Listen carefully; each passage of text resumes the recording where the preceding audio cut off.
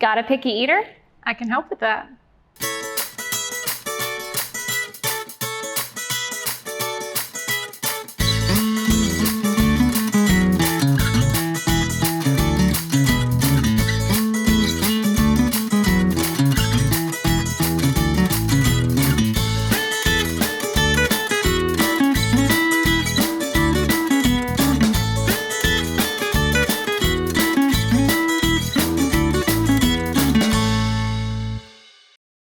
Hey guys, welcome back to At the Table. Sydney here, and I'm joined by a very special guest, Dr. Virginia Stage, who comes from NC State University, and she is our nutrition education specialist. Well, one of our nutrition education specialists. So what do you focus on, I guess? What do you specialize more in at NC State? Yeah, I work mostly with children, young children and their families, and also in some school settings. It's definitely sort of a dynamic relationship between a teacher or a care provider and a family and then that child. Yeah. So really love working with young children and hopefully getting them to eat a little bit healthier. Yeah. And helping families on that pathway. And I feel like that's something that a lot of us definitely struggle with. I mean, I'm a new mom and just navigating, feeding my little one and all of that. It's a lot. And I think which we're going to find out, there's a lot that has changed from the advice we've gotten before, probably from our parents, and that wisdom we used to have. So absolutely, we're going to get to dive into all of that. And you're not far from here. You grew up not far from here. No, I grew up in Cumberland County, so not very far at all. I was there until college, went off to Pitt County for 20 years. And then less than a year ago, we moved out to Wake County to start with Extension, which I'm super excited about. Yeah, we are so excited to have her because we have just needed somebody who specializes in this stuff to give us more guidance as educators. So we have 3 kid-friendly recipes today that I feel like will fit a variety of age ranges too. Absolutely. So we'll dive right into those. And if you want to scoot over there, I will get started on our first recipe, which is going to be chicken meatballs. And we were kind of talking a little bit before we got started with the show, and meatballs are just such a great way to get a lot of different things into one little thing that you're feeding your little one. So what I'm going to start with is our egg. We have an egg. We're going to place all of this stuff into our bowl and kind of begin making the meatball mix. So I will get that started. If you want to, Virginia, just start with our broccoli. You have already started cutting that up, and you're going to be starting on our egg bites. So a little bit while I'm doing this, do you want to talk about, we're kind of hiding some vegetables in this. Yeah. We're hiding carrots today. Is that something we want to be doing? Hiding carrots or hiding vegetables in general is a super trendy, popular thing. There was actually a couple cookbooks that came out not that long ago that really promoted taking fruits and vegetables and blending them into lots of different foods. Very popular, very trendy. But I always kind of say the joke is really on us as parents because children don't actually know that you put those fruits or vegetables into the food. So you think you got them to eat vegetables, but at the end of the day, they had no idea. So later, they're not going to choose the carrot because they don't know that they actually had that before. So what I say is if you're going to blend it, that's a great way to get those foods into the meal, but then also go ahead and provide some of those fresh fruits, vegetables, whatever it is that you blended into the plate. So put it on the side so they can see that and taste that by itself too. Awesome. I love that. I had to rinse my hands because we had some gross chicken over here that I just wanted to wash my hands real quick. But yeah, I love that. So you could still sneak those vegetables in because I feel like as parents, we want to sneak a little bit. It's like just for that reassurance, but serving that alongside. So we have some carrots actually in the oven. Along with our meatballs, we're kind of making a pasta with a carrot sauce that's going on top of that.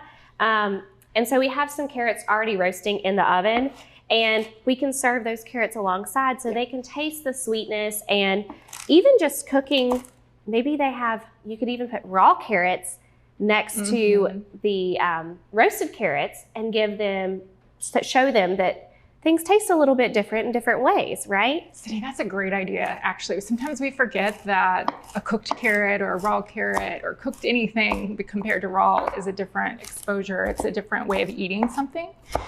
So showing a child that, hey, there's different tastes and flavors that come out of the same food is a great way of giving them options, helping them feel successful when they're trying to eat the fruits and vegetables. Yeah. Cooking the carrots is also a great way to make sure that it's accessible by children of all ages. So really young children sometimes struggle with hard carrots because it can be a choking hazard, but Right. those soft carrots are really great for just picking up, putting in their mouth, and then it's smushy, so you don't really worry about whether or not they're gonna have trouble with it. Right. I love that. So I'm just making, this is a very simple mix. So what I have put in here, we have actually bought ground turkey because they didn't have ground chicken when I was at the store, and that's okay. Mix it up, do whatever you can find for your meatballs. If y'all prefer beef, you could just, choose a leaner beef, turkey, chicken. Go with what's on sale too. So we have an egg, ground turkey, and half a cup of these shredded carrots that are, already pre-shredded. I just chop them up a little bit more so that they're gonna be kind of finely dispersed into our mixture. And then the last couple of things that we're gonna be adding is a little bit of breadcrumbs to this. So we're gonna do half a cup of breadcrumbs, and then we're also gonna do half a cup of Parmesan cheese. And you could, of course, make your own breadcrumbs here. You could choose, the panko. It's typically what we have at home, whatever you have available to you. So we're gonna go for a quick break. I'm gonna mix all this together, and we'll see you guys back in just a second to roll these up. Most aging adults want to stay in their homes as long as possible. And as your loved ones get older, you want to support them, even when you can't be there. Star is proud to offer Star Alert. This new system is now mobile and has GPS compatibility, so your loved ones can live their lives and you can have peace of mind, knowing they can get the help they need with just the simple push of a button. The new Star Alert also offers automatic fall detection, so help will be alerted even if they can't press the button. Call and ask about Star Alert today. Hey guys, welcome back. So we have all of our ingredients in our bowl for our turkey meatballs. And I went ahead and started our pasta. I did choose the rigatoni, and this is simply because when I first started doing solid foods with my little guy, one of the tips is you can do larger noodles. It's less likely for them to choke on a larger noodle, and it's bigger. And so before they really develop that pincer grasp, they're using their whole hand to pick things up. So a bigger noodle is something easier for them to pick up and grab. Once they get a little bit older, usually around 9 months, you can start to chop up those noodles so that they can pick them up with their little fingers. But that's why I picked this. You could totally do any type of noodle here. And if we have a picky eater who likes a certain noodle, because that's what they've always had, that might be the reason you choose a specific noodle. So what we'll do, I'll go ahead and just start mixing this up. I'm just using my hands here. You could use gloves if you want to, but I'm gonna start mixing this and rolling this into about 2 tablespoon size balls. And Virginia, if you wanna get started on our egg bites, and I think what you have next is you're just steaming our broccoli, right? Yep, I'm getting ready to steam. So these are egg bites that have vegetables cut into them, as you'll see in a minute. But before we prep these vegetables, this is basically just broccoli that has been cut down from the whole vegetable itself.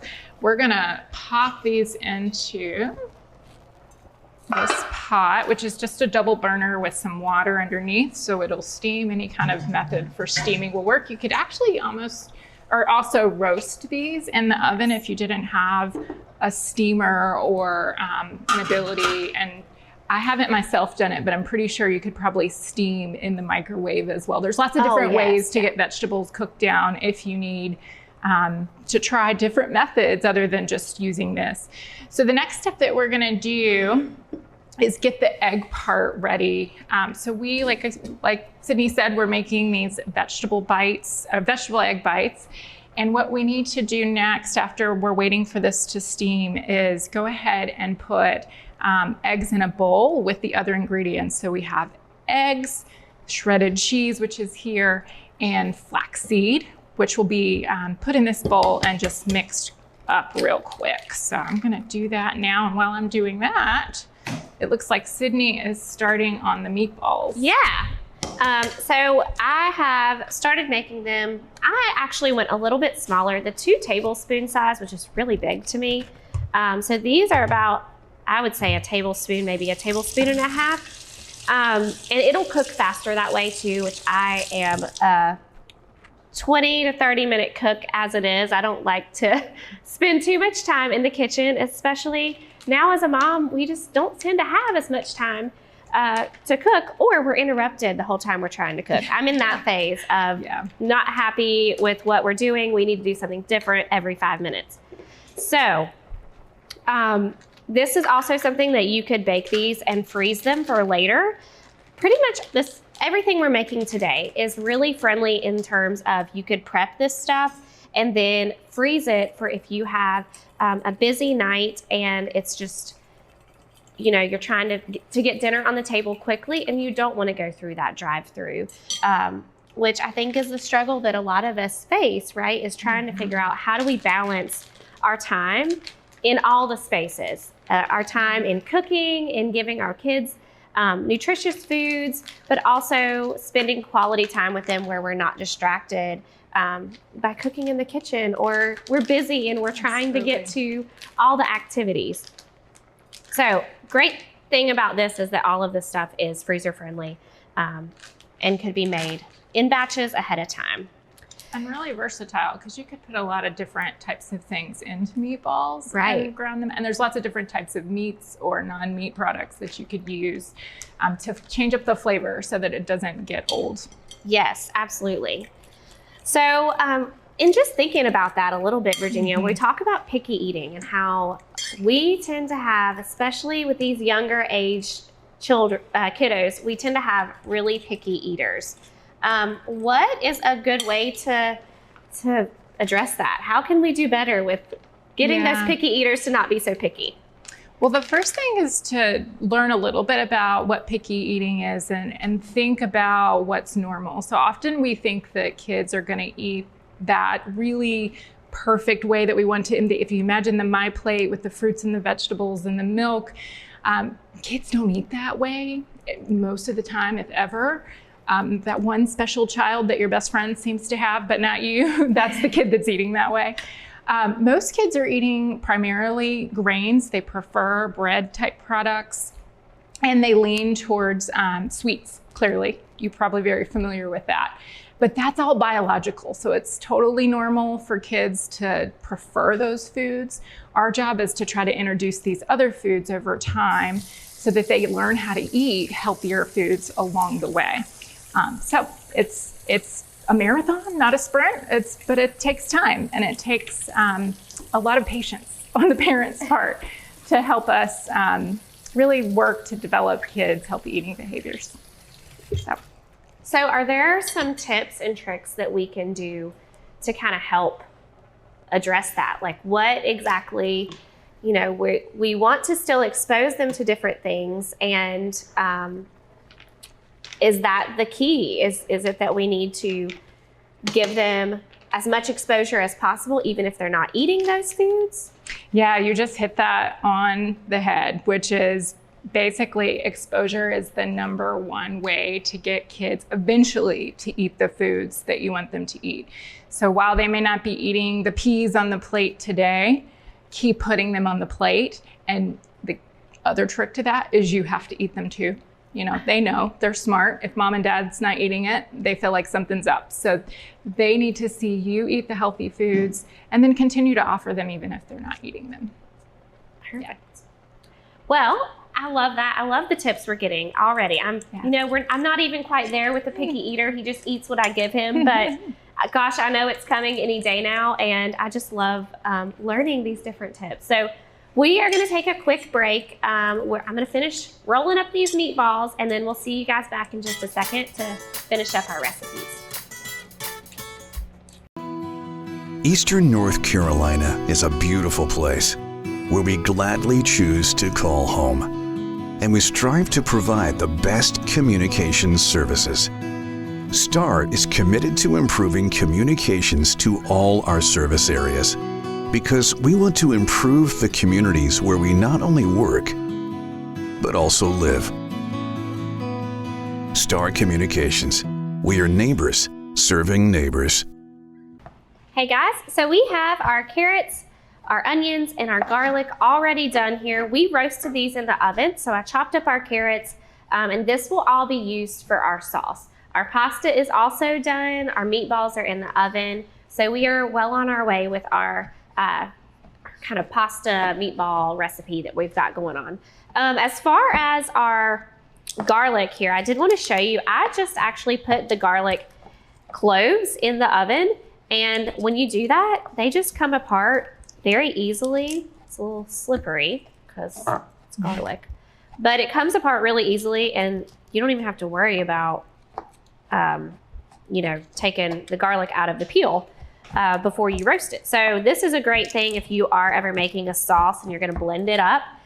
This is one way that you can do that. So all of this, we are going to serve some roasted carrots on the side for our kiddos here, so they can get flavor of the carrots in a different way, just like what Virginia was talking about earlier, with still giving them, even if you're hiding those vegetables, still giving them the actual veggies alongside, so they're familiar with those.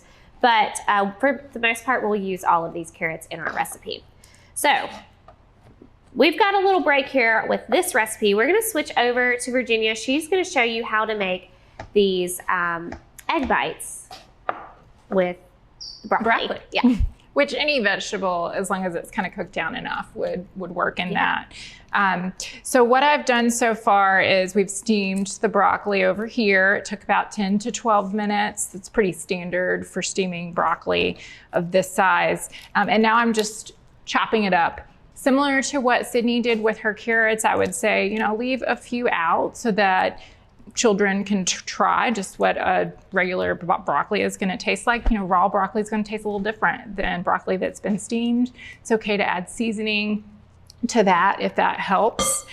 So I'm going to chop all of this up, and then I'm going to add it into this bowl over here, which is just our egg mixture. So while Sydney was doing some of the work over there, I took 2 eggs, some of the flaxseed as well as cheese, and mixed that in. And I'm gonna take this broccoli and now mix it in, and we'll spoon that into some muffin tins ahead of me and pop it in the oven. So Yes. Not too much further now. Perfect. And this is actually a recipe that I have made a ton for my little guy. Whenever we are thinking about the kind of early ages of starting solids and introducing foods, it's really great if you can introduce those top allergens during that 6 to 9 month age, because that helps to expose them. They're actually finding that when you start exposing them early, it reduces their risk of developing allergies to those foods later. So that is something. This has cheese and it has eggs in it, so you're addressing 2 of those top allergens. I will just warn you though, if you are doing that, serve these separately first. So serve eggs by themselves so you know if they do have an allergy to that. Serve dairy, really don't serve dairy by itself, but then serve dairy like cheese in something that they're already, maybe you do a little bit of cheese on broccoli, and that way they can get the exposure of cheese. So just that little tidbit in there. Don't just go gung-ho and start giving your kiddos this. You want to start with those allergens ahead of time. And kind of going along with that, my son's, he's almost 11 months now. So what is appropriate in terms of when they start getting picky? There's different ages, developmental ages, that we start to see certain things happening. So what really is kind of that developmental age? I can scoot this out of your way. Okay. So what's really interesting is we always sort of struggle with this picky eating issue with kids, and honestly it's totally developmental. So in the last segment you really talked about your child still being a little young and hasn't quite gotten to that picky eating phase yet. totally normal. It's about 18 months that we start seeing picky eating pick up. And it lasts, unfortunately, until 5 or 6 years. So it's a long, long haul. But it picks up around 18 months. So actually exposing kids to as many different fruits and vegetables and in many different ways as you can, and honestly just flavors in general that are good for your body, is really helpful to do between that 6 months when you're first starting introduction of foods up until the 18 months. That doesn't mean stop, keep going, keep exposing. That's really critical, but expect some pushback at that point. So kids are gonna go on food jags and they're not going to eat things that they ate yesterday. They're going to want to eat the same thing for days. Sometimes it seems like weeks on end and nothing else. All of that's totally normal, but keep offering and keep eating those healthy foods yourself. And eventually they will grow out of that. Is it also true that they do sometimes get into these, you'll see a lot of where they might eat the food one day and then the next day they're like, I do not want to eat this. This is gross. So that's part of it. Continuing to expose, because one day they just may not really be interested. Absolutely. And if you're really concerned, you can try to cook it in a new way or try to grow it or try to play with that food in a different way outside of a mealtime. There's lots of different ways that you can get kids exposed, and it doesn't always have to involve putting it in their mouth. Awesome. I love that. And I see a lot too sometimes with these sensory activities and sensory play, and I love thinking about food in that way too. So we have our egg bites, they're looking good. We're gonna go ahead and pop those in the oven, and then we'll come back, we'll work on our carrot sauce, and we'll see you then. Honey, do we pay our bill? What bill? The Star Communications bill. No worries, honey. With Star's paperless billing and automatic draft system, I get a notification sent right to my phone. There's no need to be bothered with those paper statements, and our bill is paid on time every month. Well, that's easy and convenient. It sure is, honey. Honey, Yes, dear. the bake. Oh, right.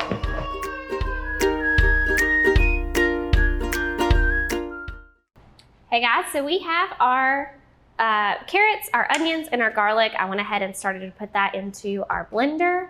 Our chicken meatballs are actually done. So if you want to take a look at those, they look really good, don't they, Virginia? Yeah. You see a little bit of the carrots in there, and they're nice and brown. Beautiful. Perfect. And our egg bites are done as well. So we've kind of stuck those to the side too, but they are full of broccoli, full of goodness, and can't wait to eat those later. So what we're gonna do next, I'm gonna start on our sauce. So we've got this stuff in the blender. The last couple of things, I love how simple this is. It's not, other than the roasting of the vegetables part, which you could always roast ahead of time and use this later, make this sauce later. But we're gonna do beans. So this is 1 can of, I did cannellini beans. Any white bean would be great here. I rinsed these. I could not find cannellini beans that are low sodium. So especially if you're feeding this to under 1, we really want to limit sugar and salt. Is there a specific, I've always wondered, what is the specific reason for not adding salt and sugar? I mean, other than the health, obviously. Yeah. Too much sodium, is that the main thing? I think it's really just health focused. Yeah. Okay, perfect. Yeah. And I guess I also think about like, if you are getting predisposed to eating really salty foods or really sweet foods all the time, and they're already they're already interested in eating those foods naturally. So yeah, perfect. Yeah, the more you can,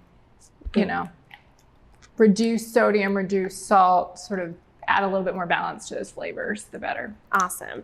And it's great to also do like a variety of spices. Those are still wonderful to add. I think even in the meatballs, if I were to make this again, I would add more spices, like maybe Italian seasoning or some parsley, because we didn't add any seasonings to those. It's strictly what we showed you. Breadcrumbs, eggs, cheese, carrots. Basil, rosemary, lots of herbs that you could just grow in your kitchen. Yes. Would be great in there too.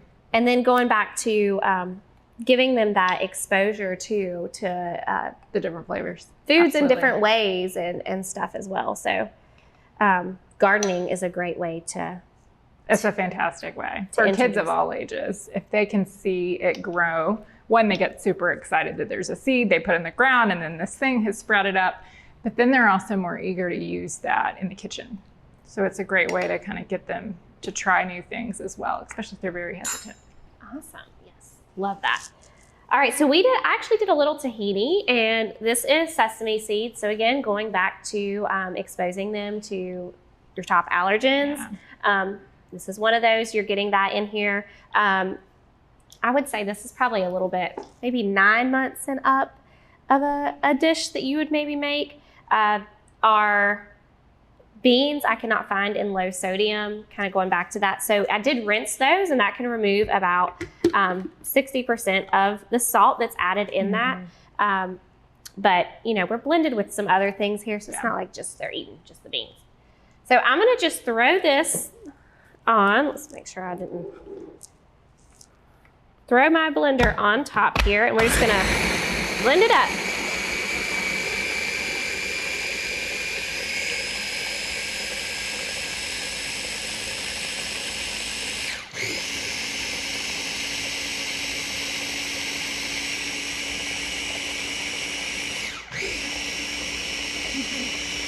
Nice and blended.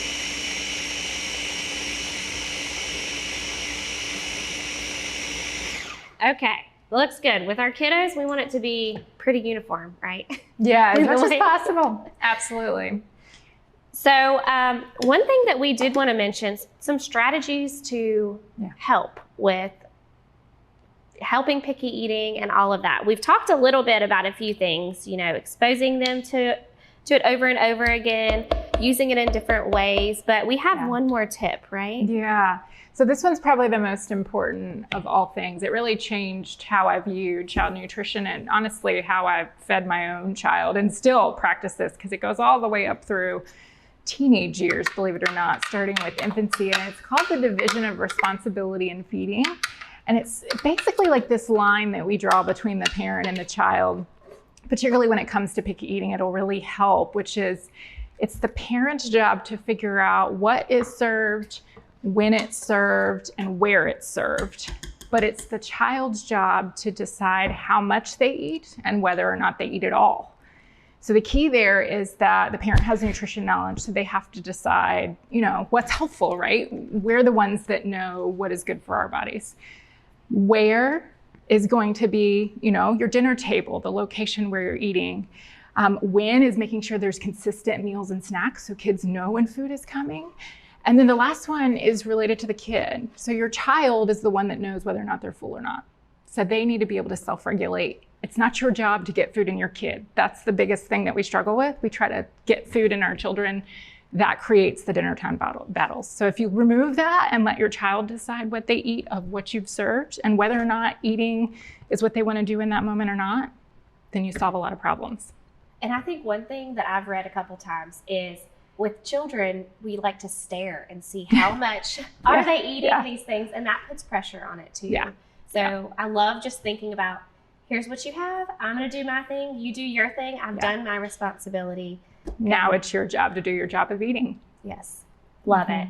So this is just gonna heat up a little bit and then it'll be done. We just wanna kind of get it warm and cooked through. So once it's all done, we will show you guys how it is, how it looks all put together, and we'll see you guys back next time on At the Table.